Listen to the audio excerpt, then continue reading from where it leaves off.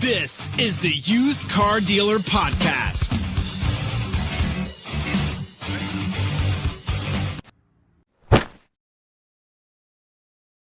Zach here. Happy New Year. Back from a long break and another episode of the podcast with an amazing guest who's been pretty influential in my career. Matt Watson, who's a serial entrepreneur. His first exit was 9 figures with Vin Solutions CRM, which had a lot of parallels to my company, Selly CRM, which I founded.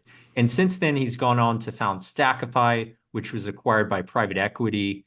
And he also recently acquired back Fullscale, an Inc. 5000 company that he co-founded that offers offshore development services to tech companies. So Matt, thanks for being on the podcast today.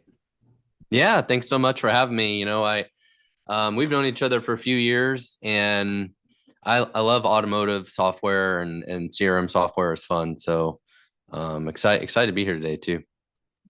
Awesome.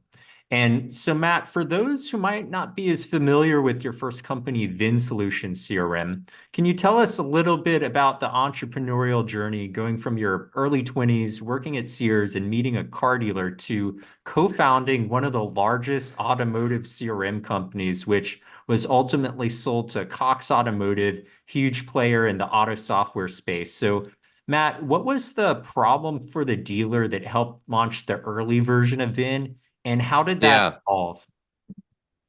Yeah, so you mentioned Sears. So the way that I originally got an automotive is a car dealer, an independent dealer came in to Sears, buy a computer for his dealership. And I, like everybody else, asked him, what do you need the computer for? Trying to figure out if they need a laptop, a desktop, an expensive one. What am I selling them? And he told me about some little database he had, and he needed some help with it. The developer that had worked on it before, he had some issues with. And I just always been opportunistic and always looking for things to do, looking to help people. And so maybe I can help you. And I ended up helping him rewrite that system. And for those who are familiar with automotive software, it ended up being kind of a DMS, like a dealer management system that at the time I didn't know what it was, but it was a little database. But fast forward a couple of years, this was 2003 when we actually started what became Vin Solutions. My co-founder at the time was ironically working at Autotrader, and he was under a lot of pressure to sell listings for Autotrader.com. So back then, Autotrader magazine was the big thing. Like Autotrader.com was free. It was this new thing. They were trying to get dealers to use it, and he was under a lot of pressure to get dealers to use it.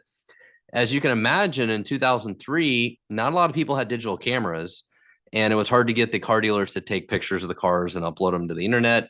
So basically, the dealers told him like, hey, I'll sign up for this Autotrader magazine thing and the Autotrader.com thing, but you got to take the pictures. So he started taking the pictures and quickly realized that was a huge pain in the neck. And that dealership I mentioned earlier was one of the customers he was doing work for. He mentioned to them he needed some help. Somebody knows computer programmer or whatever. And so that's how him and I connected. And yeah, it started out as just a simple idea of how do we take pictures of cars and upload them to the internet, kind of vehicle merchandising, data syndication kind of software. Now you have, people in the industry like HomeNet and, all these other people, dealer specialties that did this service, right? Going around taking pictures of cars, uploading the internet. That's kind of how it started in 2003, and then eventually grew into CRM and all these other things. But so from Vin Solutions, what were some of your observations of dealers and how they thought about marketing, customer outreach versus maybe other industries? One of the things that was interesting to me in those years, like I would go to the dealerships and you walk into this, beautiful Ford store or whatever it is, and the salespeople are sitting there playing cards. Like they're just sitting on the showroom playing cards. And part of the reason I'm there is to figure out why they're not using our software. Like, why are they not taking pictures of their cars, uploading to the internet, doing like all the kind of online merchandising stuff that they could be doing? Why aren't they following up with customers? Why aren't they calling customers or leads or whatever?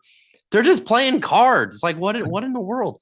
But they felt like it wasn't their job. They didn't get paid to take pictures of the cars and put them online. Right. And that's why eventually we got internet managers and all this stuff kind of changed back, before 2010 kind of time frame.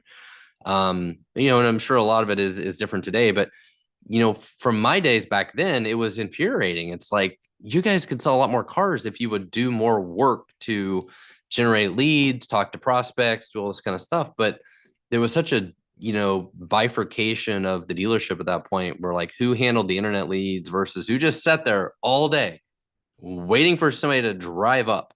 It was crazy to me. And those people didn't have the mentality of like, well, they could at least go take pictures of the cars to help drive more leads, but they didn't get commission for that, right? So it was always infuriating to me. But the CRM technology, there's HubSpot and Salesforce and all these different things that exist out there. And automotive, I don't work in automotive CRM today, right? It's been a while, but what they needed was to have more people. Honestly, what they needed was to eliminate the salespeople in the showroom. I'll be honest. They should have all been basically internet managers. Like everybody should be working internet leads, and needed to train all of them to do more follow up like salespeople in other industries, right? Where they can use these kinds of CRM technology today. Like I said, I don't work in the industry right now, so I'm not exactly sure what they do, but I'm curious, what do you think, Zach? What do most of them do today? Or do you feel like it's still very bifurcated? Yeah, I mean, it's definitely really all over the place, especially in the independent space where I play in. So you'll have dealers, and some of them have built their own version of a CRM using Microsoft, like Excel, for instance, or Google Okay. Sheets. You have some that use like mainstream CRM vendors. Some are using like generic products like a HubSpot, for instance, or a Yeah. Salesforce. But the big thing is there's not a lot of connectivity. There's not a lot of integration in automotive. It's like, all right, I have this one product that does CRM, but it doesn't integrate well with the DMS, and we might get our inventory management from another product that sort of integrates with Yep. the DMS. So there's just a lack of connectivity compared to, I think, other verticals in CRM.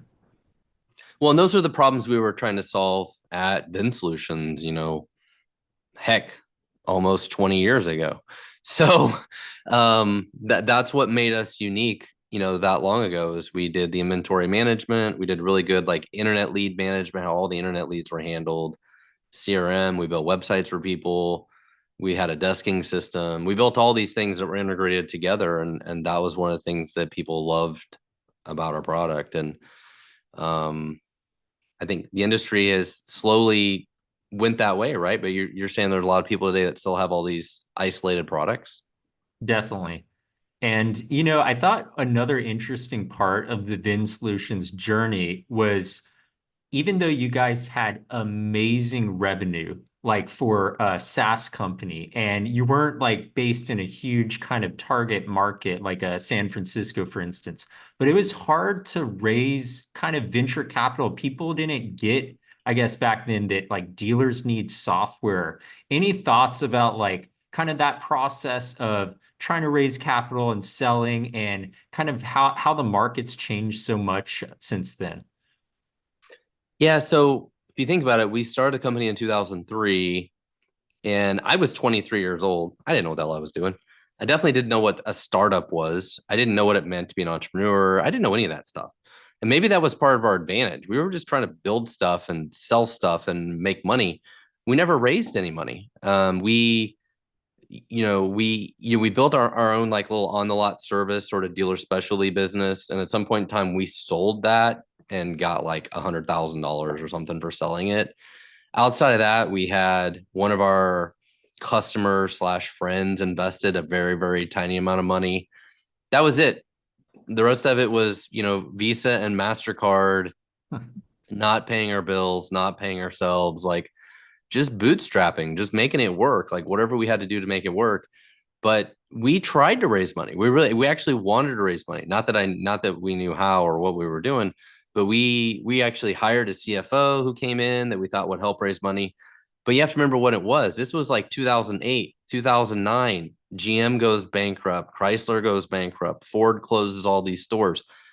The bad economy, right? This was like the worst possible time to raise money, but yet we were growing like crazy. Like we were doubling in revenue like year over year over year, and the bad economy actually helped us. It actually helped us. Like we were one of the companies that really benefited from it, because when the dealerships were losing a lot of money, they're not like, hey, we're not going to spend $25,000 a month advertising in the newspaper anymore. We're not going to do TV ads anymore. We're not going to do radio ads anymore.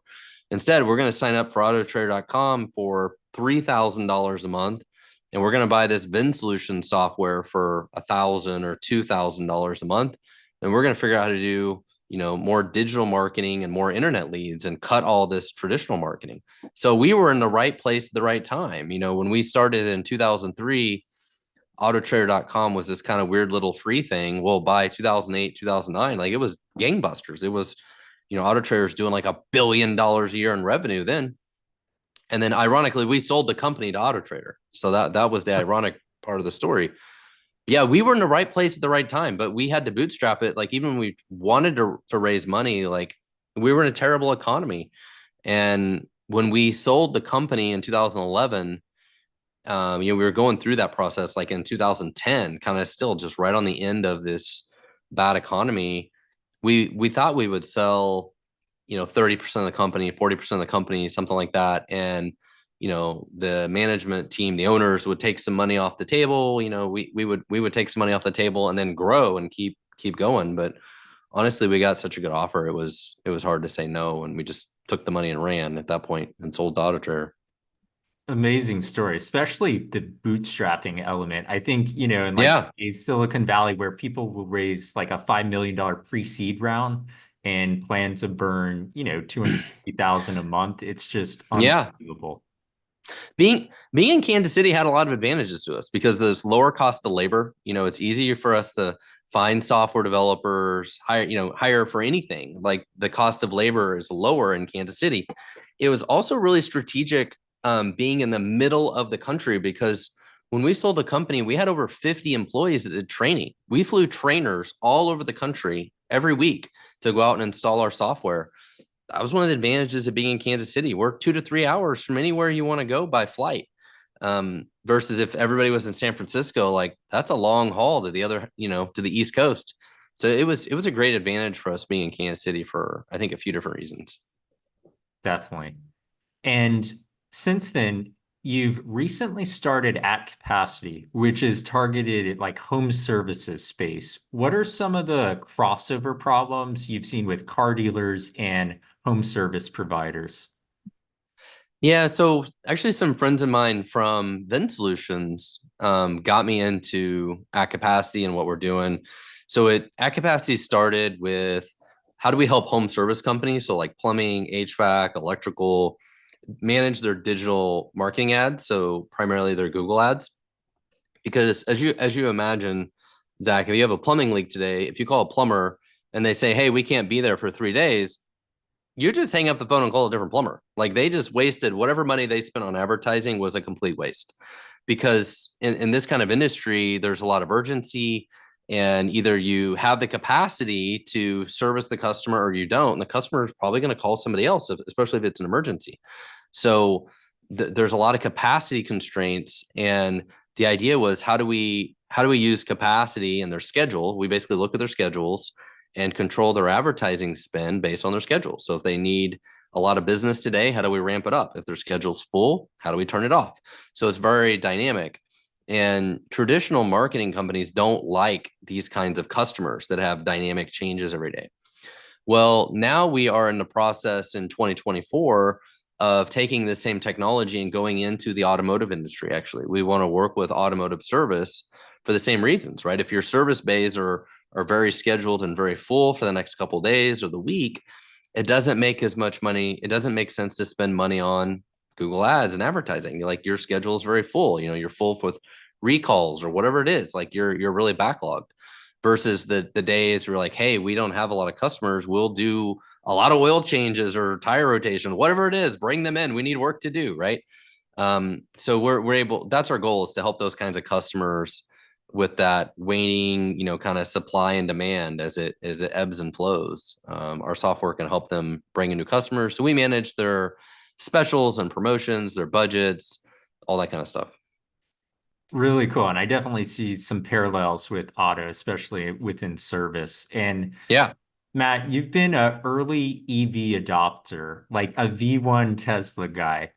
And Yeah. what have been your thoughts on the charging networks, servicing EV vehicles? What do you think about their direct to consumer kind of sales experience? Very curious.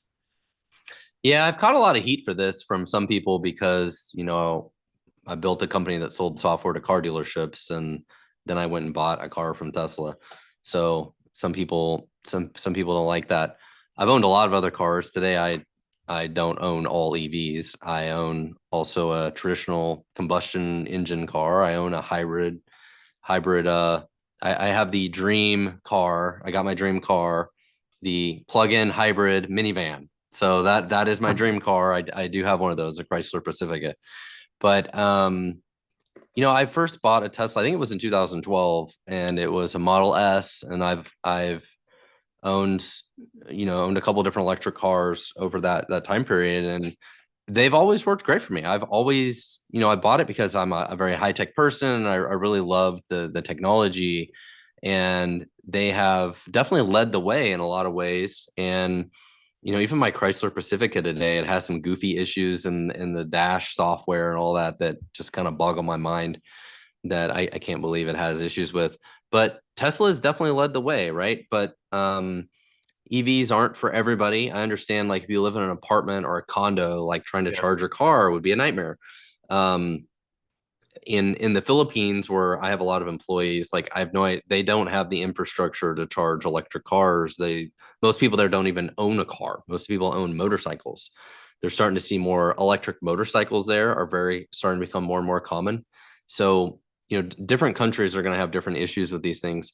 But for a lot of American homeowners that own a house and have a garage, electric cars are great. I love my electric car. Takes me a few seconds to plug it in and use it. You talk about the EV network.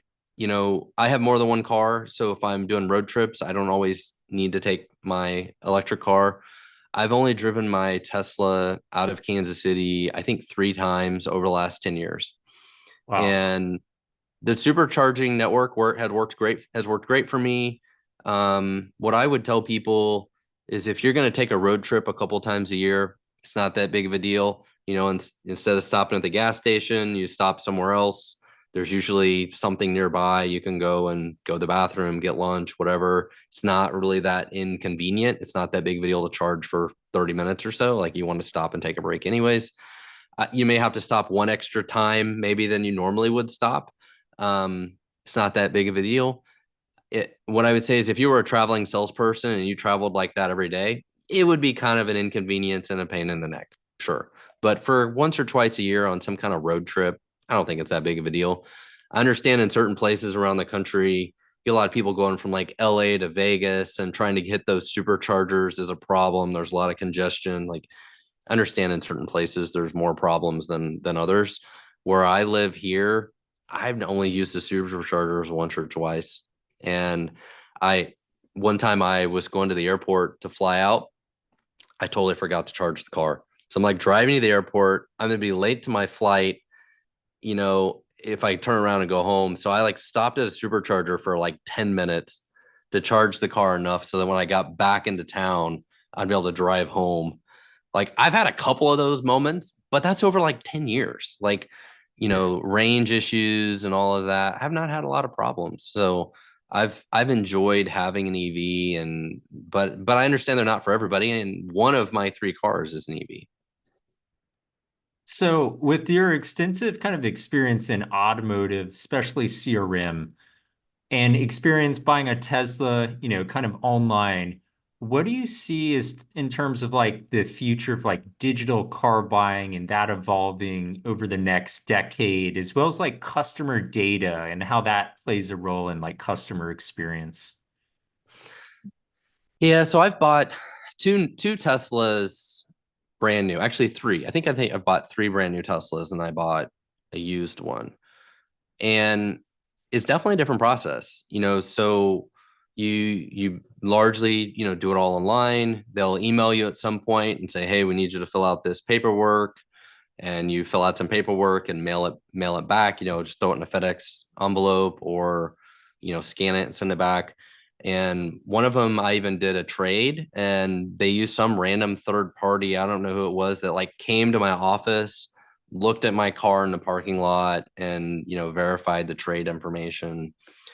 It was a pretty easy process. I mean, I think the most important part was when I went to actually pick up the car, I was there for like a few minutes, like in and out, Mr. Watson, here's your Tesla, sign a couple times for delivery and go. What do you know? Let me show you how to turn on the dash and do a couple things. But after I owned the first one, like second time, I didn't care. I knew what I was doing anyways.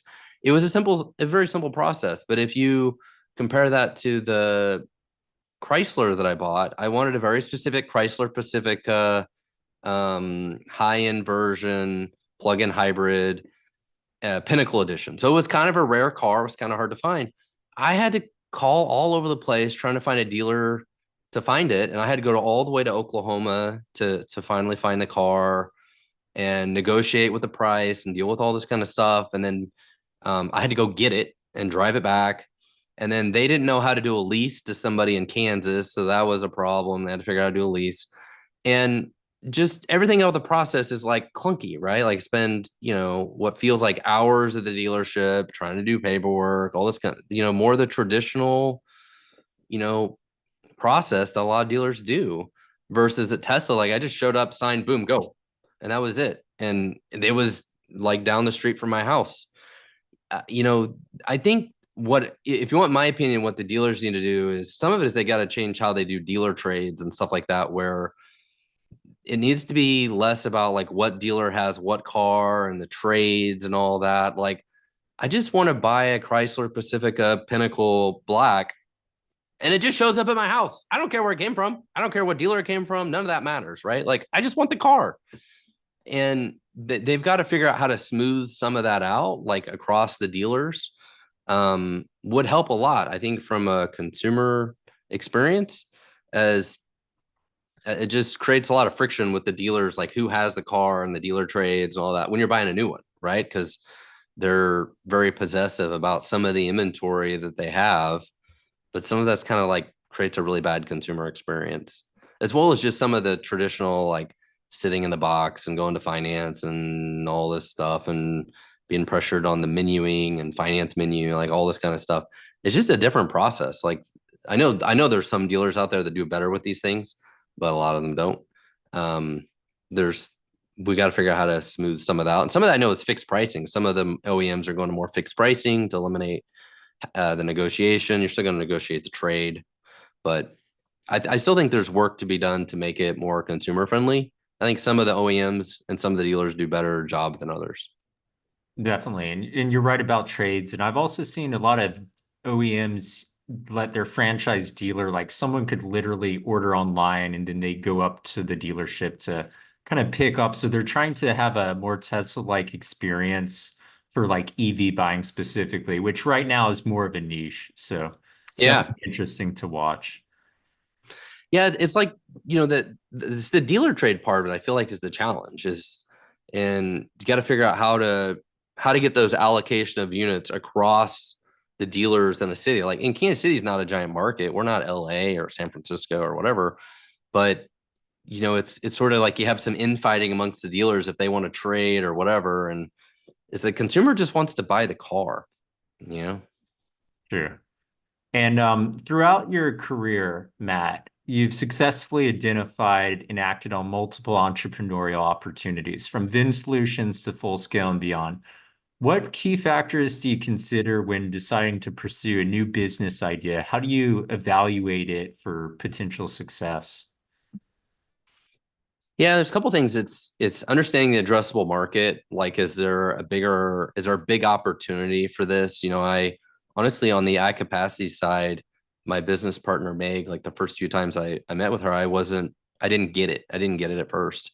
And then eventually after meeting her with her a few times, I'm like, you know what, this is a big problem. Like I understand like how this could be a big problem, understand how it could affect even different industries, besides just home services. And just understanding it's a big enough problem that there's enough people that are willing to pay for this thing. And then the second is knowing how to sell it. How do we sell this thing? And so many entrepreneurs, they build something and they don't know how to sell it. Like a lot of times the go-to-market strategy, the network effect, the network that you have is a big part of it. Like if I wanted to create automotive CRM software, I would have like a huge strategic advantage from the network I have, the people I know, all that kind of stuff, versus somebody else who have no ties at all to automotive. They know nothing about automotive, that wanted to create automotive CRM software. Doesn't mean they couldn't do it. I did it the first time 20 years ago. But point is, like in that example, people, if you play to your strengths and your network effect and all of that, dramatically impacts your likelihood of success, right? Like, are you the right person to do this versus somebody else being the right person to do this because they have some of those other connections or network effect that might be the difference in success or failure. But so to me, I think it's understanding, is there a big enough kind of addressable market to grow this? Like, and then how do I reach those people? How do I sell this thing? Saying I'm a technologist, so to me, building the technology is the easy part. Versus I know other people that are like, oh, I know how to sell this thing, but I don't know how to build it. So they're scared of like how to build it. And that's where the magic happens when you get both of those people together. You get somebody that knows how to build the technology, and you get somebody that like they can identify the market, they understand the problem, they understand how to reach the customers. Like you put both of those people together, and that's where the magic can happen. Definitely agree. And the other thing, channel sales strategy where someone else will sell your product for you and you'll magically 10x doesn't usually work, right? No, but that's actually kind of our strategy at capacity. We're looking to partner with other marketing agencies and people in different verticals that, we don't want to go sell to an individual plumber. We want to sell to the marketing agency. Same thing for car dealers. We don't want to call each car dealer. We want to partner with somebody that maybe creates like, service, repair, RO related, software of some form, or they're a marketing agency that already works for car dealers. How do we partner with them? So we would actually like to have those channels work, but it's understanding the go-to-market strategy, right? Every business has different go-to-market strategies. Definitely. And now I want to get your thoughts from a CTO perspective, but a 30,000-foot view, for the audience. What are your thoughts on the AI hype of 2023 and the outlook for AI in 2024? Yeah, so at my company, Full Scale, we build software for other people. We have like 300 employees. We work for over 50 different companies. And, one of the things that we're working on is training our developers more and more on how to use AI to be more efficient at their job, all that kind of stuff. But I've used AI quite a bit for some programming technology related tasks myself. I would say once or twice a day, it maybe saves me 15 minutes of work. That's it. It's not like it doesn't replace me. It doesn't replace a developer. It's more of a shortcut. Like one of our developers today was having problems with how to call some API and it's not working, and he's not like can't help. So I just go to ChatGPT and I give it the exact API and the method that was being called and say, well, why wouldn't this work? And it just gives you like 10 ideas. Like, oh, it could be this, could be this, could be this. Like, did you sign up for the API? Or there's a problem with your account. You're over your limits. You're whatever. It ended up being one of those items. Like ChatGPT correctly identified one of the potential issues that could be causing it not to work. And so it's just kind of a shortcut, right? Instead of spending more time banging your head on the wall trying to figure out what's wrong, it kind of led you in the right direction. It can be very helpful, but it's more of a productivity tool. I don't really honestly see it as replacing software developers. I think over time it'll be able to do more and more, like code refactoring and different things like that. But there's tools that have been around to do a lot of this stuff before AI as well. Yeah, so that's good to hear. Developer jobs won't be replaced by AI in 2024. And I agree, like I use it several times a day, usually for business emails to maybe improve spelling, grammar check, stuff like that. But I want to take a quick off ramp. You mentioned your company Full Scale in the Philippines. And I remember when I was meeting you, that was early on, and you've scaled that to over 300 employees. Briefly kind of talk about that company and the experience in the Philippines. Both of us have gone to the Philippines, many times. Yeah. Curious about that too. Yes, so I had a company called Stackify that was a software company, and I needed to hire a bunch of developers, and there was just no way that we could afford to hire them all in the United States. And for those that are listening that may not realize this, 90% of software developers don't live in the United States. They live all over the world. And that the percentage of software developers in the world that are in the United States, that number is going down every year. There are actually more software developers in Singapore per capita than anywhere else in the world. Like the greater percentage of their population is software developers.